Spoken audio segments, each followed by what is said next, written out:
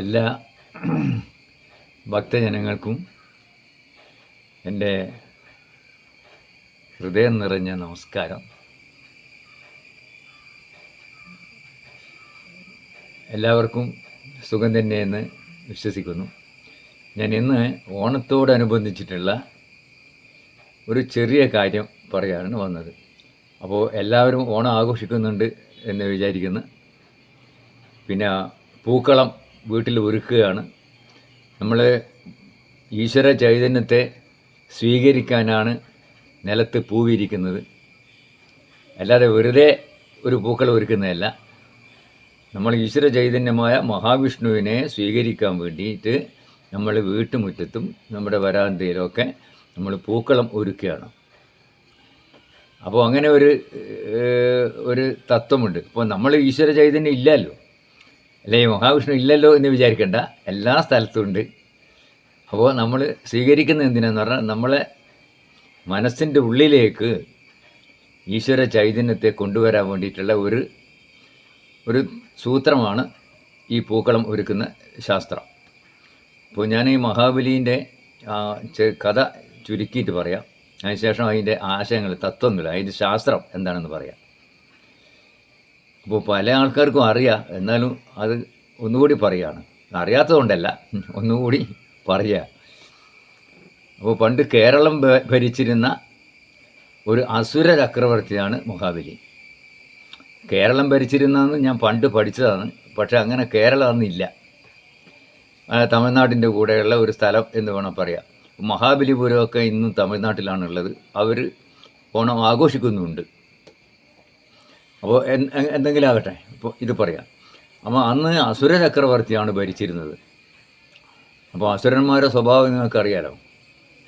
വളരെ നീച പ്രവൃത്തി ചെയ്യുന്ന ആളെയാണ് അസുരന്മാരെന്ന് പറയുക. ഇപ്പോൾ മറ്റുള്ള ആളുകളെ അല്ലെങ്കിൽ മൃഗങ്ങളെ ക്രൂരമായിട്ട് ഉപദ്രവിക്കുന്ന ആളുകളെയാണ് അസുരൻ. അതേസമയത്ത് ഒരു വിവരവും ഉണ്ടാവുകയില്ല, ഒന്നും അറിയില്ല. അപ്പോൾ അങ്ങനെയുള്ള ആളുകളെയാണ് നമ്മൾ അസുരൻ എന്ന് പറയുന്നത്.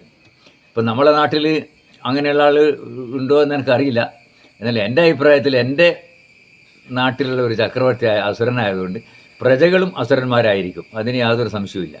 ഇപ്പം നമ്മളെ പൂർവികന്മാരെല്ലാം അന്ന് ഈ അസുര ചക്രവർത്തിയുടെ പ്രജകളായതുകൊണ്ട് എല്ലാവരും അസുരന്മാരാണ്. ഇന്നും അങ്ങനെയുള്ള അസുരന്മാരാണ് അല്ലെ ആയിരിക്കും എന്ന് നമുക്ക് വിചാരിക്കാം. അപ്പോൾ അതുകൊണ്ടാണ് ഇത്രയും പിന്നെ മറ്റുള്ളവർ ഉപദ്രവിക്കുന്ന ഒരു ജനസമൂഹം നമ്മളെ ഈ ലോകത്ത് എല്ലാ സ്ഥലത്തും, കേരളത്തിൽ മാത്രമല്ല എല്ലാ സംസ്ഥാനങ്ങളിലും മറ്റുള്ളവരെ ഉപദ്രവിക്കുന്ന ആളുകളേ ഉള്ളൂ. ഈ പണ്ട് മഹാബലി ഭരിക്കുമ്പോൾ ഈ കള്ളവുമില്ല, കള്ളപ്പറയുമില്ല, ചതിയുമില്ല, കള്ള വാക്കുകൾ പറയില്ല, അങ്ങനെയുള്ള ഒരു പാട്ടൊക്കെ നമ്മൾ കേട്ടിട്ടുണ്ട്. ഇന്ന് അത് മാത്രമേ ഉള്ളൂ. ഇന്ന് ആരെയും വിശ്വസിക്കാൻ പറ്റാത്ത ഒരു സമൂഹത്തിലാണ് നമ്മൾ ജീവിക്കുന്നത്. കൂടുതൽ വിശ്വസിക്കുന്ന ആളാണ് കൂടുതലായിട്ട് നമ്മൾ ഉപദ്രവിക്കുക. അങ്ങനെയുള്ളൊരു കാലമാണ് ഇന്ന് നമ്മൾ കാണുന്നത്. അപ്പോൾ ഈ സമയത്ത് ഈ അസുര ചക്രവർത്തിയെ കുറിച്ചിട്ട് ഓർമ്മിക്കുന്നത് നല്ലതാണ്. അങ്ങനെ ഈ അസുര ചക്രവർത്തി ഇങ്ങനെ ഭരിച്ച് എല്ലാം കീഴടക്കി അങ്ങനെ ഞാൻ വലിയ ആളാണെന്ന് വിചാരിക്കുന്ന സമയത്താണ് ഈ മഹാബലിയുടെ അച്ഛൻ്റെ അച്ഛൻ പ്രഹ്ലാദൻ, ഈ പ്രഹ്ലാദനോട് അന്വേഷിക്കുന്നത്, ഞാൻ ഈ വലിയ വലിയ കാര്യങ്ങളൊക്കെ ചെയ്തിട്ടുണ്ട്, പക്ഷെ ഒരു സന്തോഷവും ഇല്ല. ഈ അച്ചാച്ചൻ എങ്ങനെയാണ് ഈ ഈശ്വര ചൈതന്യം നേടിയത്, അല്ലെ ഈശ്വരൻ എങ്ങനെയാണ് പ്രത്യക്ഷപ്പെടുത്തിയത്, അത് പറയാൻ പറ്റുമെന്ന് ചോദിച്ചു.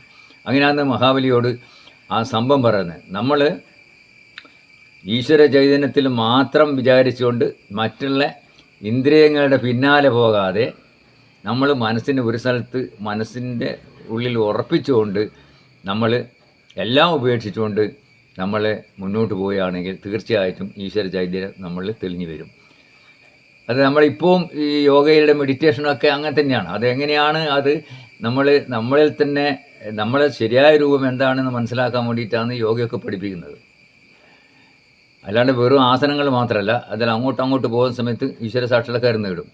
ഇതിൽ ആർക്കും ഈ വിദ്യ പഠിക്കാം, അത് ജീവിതത്തിൽ പകർത്താം.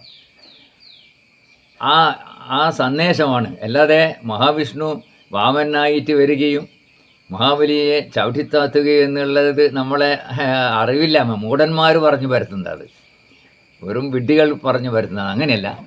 എപ്പോഴാണ് നമ്മൾ ഈശ്വരൽ തന്നെ ഉറപ്പിച്ചുകൊണ്ട് മനസ്സുറപ്പിച്ചുകൊണ്ട് ഇന്ദ്രിയങ്ങളുടെ പ്രകോപനത്തിനും പോകാതെ നമ്മളിൽ തന്നെ മനസ്സ് കൊടുത്തുകൊണ്ട് നമ്മൾ ജീവിക്കുമ്പോഴാണ് നമ്മൾ ആരാണെന്ന് തിരിച്ചറിയുന്നത്. ഇത് നമ്മൾ അഹം ബ്രഹ്മാസ്മി, ഞാൻ ഈശ്വര ചൈതന്യം തന്നെയാണ് എന്ന് മനസ്സിലാക്കുക. ഇല്ലാത്ത ആളുകൾ അതിനെ നമ്മൾ വിഗ്രഹമാണ് സാധാരണ ഉപയോഗിക്കുന്നത്. മനസ്സിന് ഉറപ്പിക്കാൻ വേണ്ടി ഉപയോഗിക്കുന്ന ഒരു വസ്തു, ഒരു ദൃശ്യരൂപം വിഗ്രഹമാണ്.